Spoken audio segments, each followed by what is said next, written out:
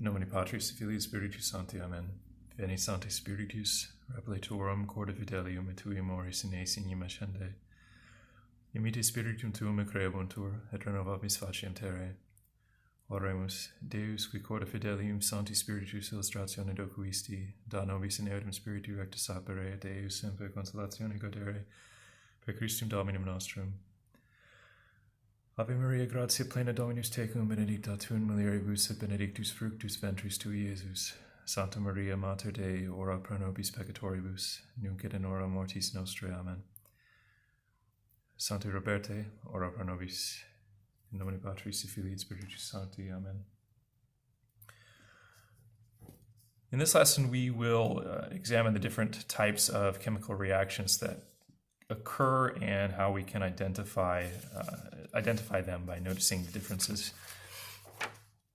So we've seen how to balance chemical equations, which will always be important, but there are various types of chemical equations that you will get in different forms depending on what type of reaction they're describing. And there are four basic types of reactions. Okay, the first is a combination reaction, or in some cases it's called composition. Okay, so the idea of combining or composing things means that you have separate substances that somehow they come together, okay, or they recombine to create something new that is a single product. So this type of reaction is always going to have this form. And we use this sort of, it's not really algebra, but it's kind of like an algebraic type notation here to denote how this works. So if I have element A or substance A, okay, so some compound first, and then it is brought into contact with another compound B, that because of, again, remember why bonds happen or why chemical changes occur, it's almost always, or it is always due to energy. Either energy is added, and so the configuration changes between the elements, or the elements are simply seeking a lower energy state that's more stable. And so in most of these cases, that's what's going on. This new configuration of the products is more stable energy configuration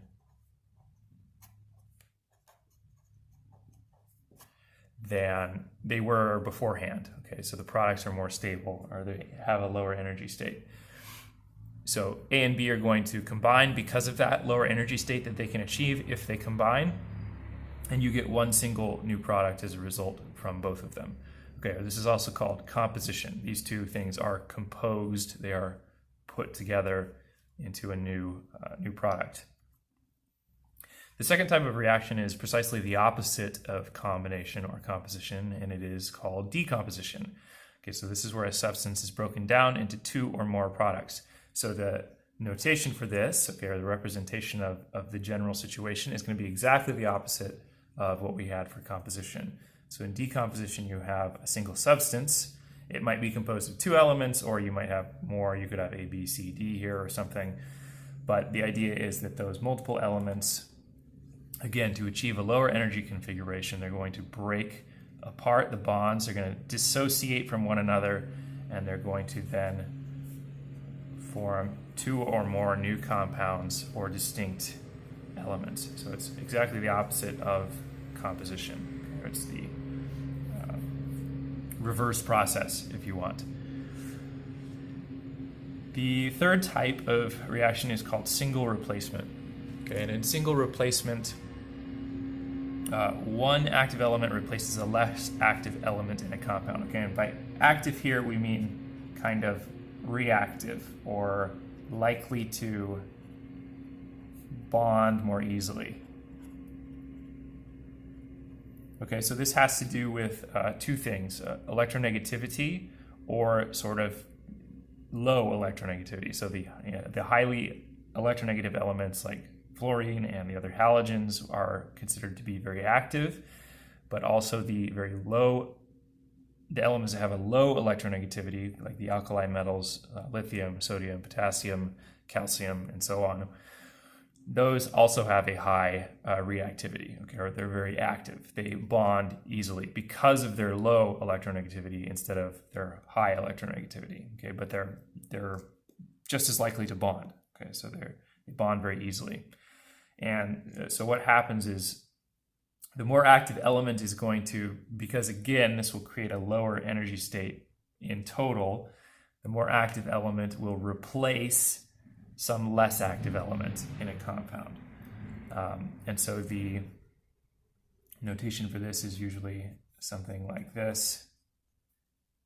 A plus B, X becomes B plus AX. So in other words, what's happening here is this is the more active element,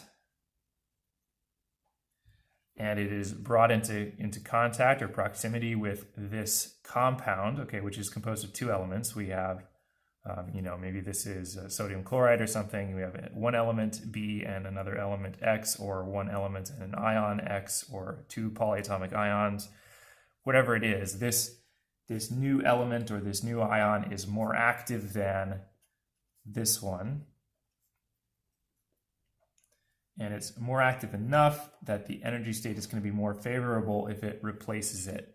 So it will switch places with B. So we have one pair of elements that are switching places. So it's called single replacement versus double replacement, which we'll look at in just a second. So the B and the X elements or ions of the compound will dissociate. They will unbond. The A element or the A ion will bond with X, and then B will be left by itself. Okay, so they switch places. You can see here that B has gone to where A was in terms of the positioning on the product side, and A has taken the place of B, and it's bonded with this other ion or element X. So that's the pattern for single replacement. For double replacement, it is similar, but you're going to have a double switch in a sense instead of just a single switch. But it happens for the same reason. It's for reasons of energy configuration and for having some elements that are more active than others. Okay, so a double replacement reaction is going to look like this. You're going to have one compound which is composed of two elements or two ions, and another compound which is composed of two elements or two ions, so AX plus BZ. And then because of the differences in activity, like maybe this one is active, let's say Z is more active than X, and B is more active, or excuse me, A is more active than B.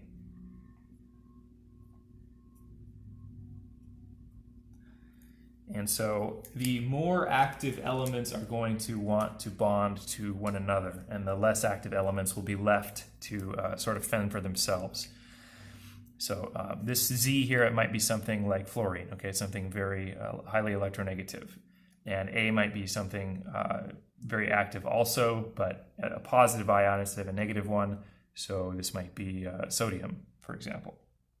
And so the more active negative ion in most cases, and the more active positive ion they're going to disassociate from their current compounds. They're going to bond to one another instead, and that's going to leave the other two to sort of bond together if they can, which in most cases is going to be what happens here in double replacement.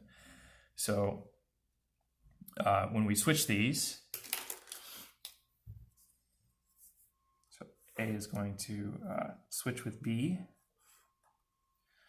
and in a sense, X and Z are going to switch as well, okay? And they're switching not in position, but they're switching in terms of what they're bonding with. They're going to bond to a new element or a new ion.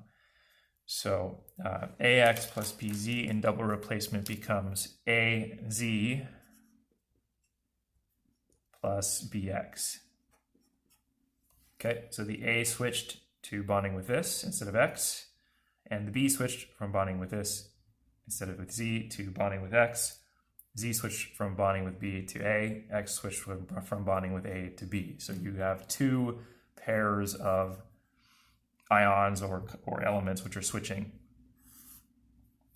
and we still get 2 in the end. So here you have like a single element. Here you have 2 compounds, okay, or 2 polyatomic compounds or something. All right, so that's the basic idea. It's pretty simple in it of itself, but actually recognizing these in practice can be a little trickier. So let's see how we can maybe do that. Here are some chemical equations, okay, and there are 2 of each of those 4 examples in here. So we're going to go through and we're going to want to identify, okay, which of these is single replacement, which of these is double replacement, which of these are composition reactions, which of these are decomposition reactions. So we look at the first one. So we have to notice that this is one compound composed of 2 elements, okay, or 2 ions. So this is of the form AB. And then it's going to yield under heat. Okay, again, that delta means that it's being heated.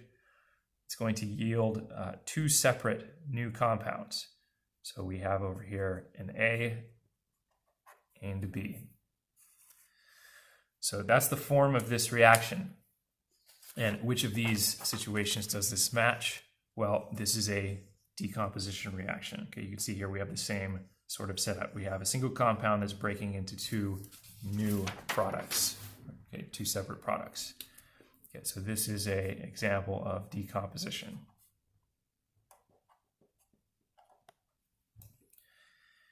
In the second example, we have magnesium being combined with hydrochloric acid to form magnesium chloride and hydrogen gas. Okay, so now we have 2 things on each side. So that already rules out that this would be combination, because here you only have 1 product, or decomposition, because here you only have 1 reactant. So this has to be single or double replacement. And this is going to be single replacement because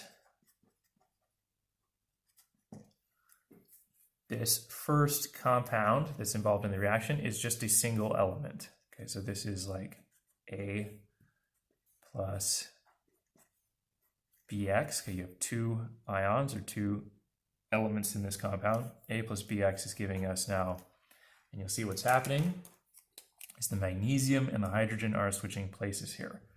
Magnesium is going to take the place of the hydrogen, and the hydrogen is going to be left isolated by itself. So you get A plus Bx yields Ax plus B, or B plus Ax. Okay, so this is single replacement. The next one is an example of double replacement. All right, and we can tell it's double replacement because in the beginning we have 2 compounds with 2 ions each. So we have lead bonding to nitrate, the nitrate ion. So that's Ax, that's the form Ax.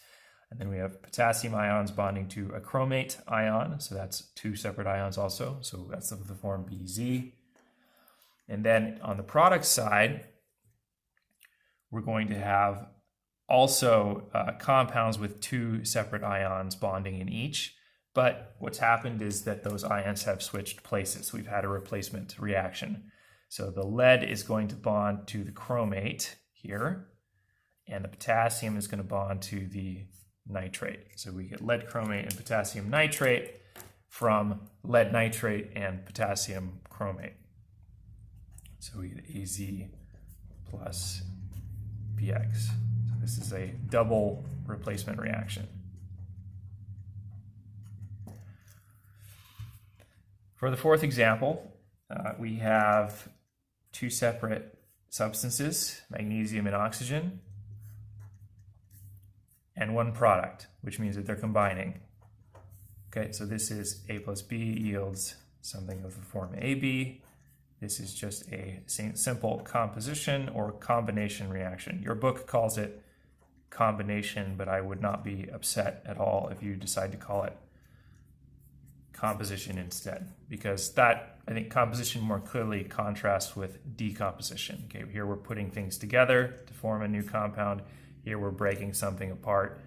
We're disassociating, we're unbonding things to have them bond to themselves or to be separated. Okay, a few more examples. H2SO4, so sulfuric acid plus potassium hydroxide, 2KOH, yields potassium sulfate and 2 water molecules, 2H2O. Okay, again, this is double replacement. We have here 2 ions bonded in one substance. Here we have potassium and hydroxide. It's 2 ions in one substance. Here we have 2 ions in one substance, but again, things have switched. Things have been replaced. The potassium has replaced the hydrogen, and the hydrogen is going to bond to the hydroxide instead of to the sulfate that it was originally bonded with. So again, we get, doing this backwards, A bonds with Z, and now B bonds with X. So this is again double replacement. And most often these double replacement reactions, you'll see these with substances which are dissolved, okay, in solution, either in water or in acid or some other solvent, because being dissolved is what breaks them up into their separate ions. And then those ions are free in the solution to reassociate, okay, to switch with and to bond with other ions which are more active, okay, or less active.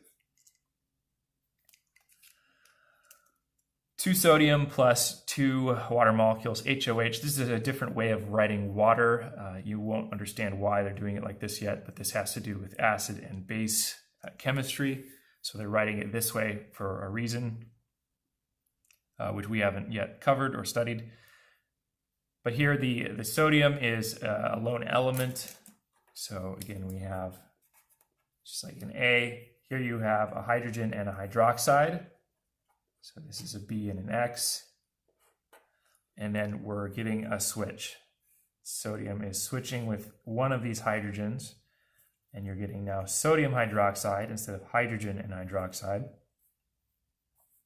So you're getting AX, and then B, the hydrogen here that has been replaced by the sodium is just left to itself, and it will bond to itself to form a diatomic hydrogen molecule.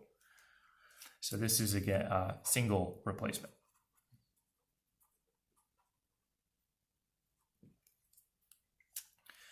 Okay, now in this final example, this may look like 2 separate elements, barium chloride and water.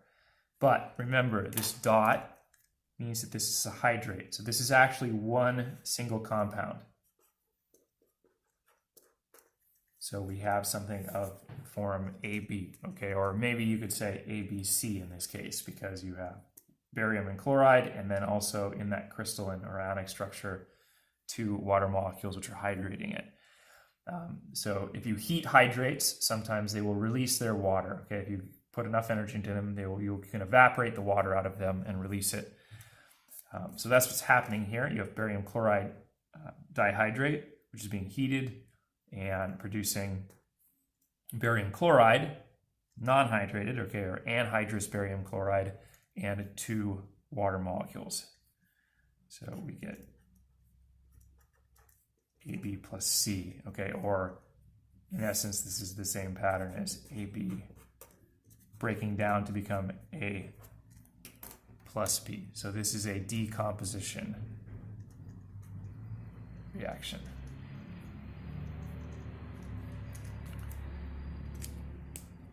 Okay, study those examples and look at the others that are provided in the textbook. In the next video, we will talk about the activity series. Okay, so the activity series will allow us to predict when these single and double replacement reactions are going to occur and how they're going to occur. Okay, which elements are going to switch with which. And we will also study ionic equations, okay, which are just a form of chemical equation where instead of writing the compounds and we have things in solution, we actually break them apart into all their individual ions so that we can look at how the ions themselves actually associate with one another in the solution.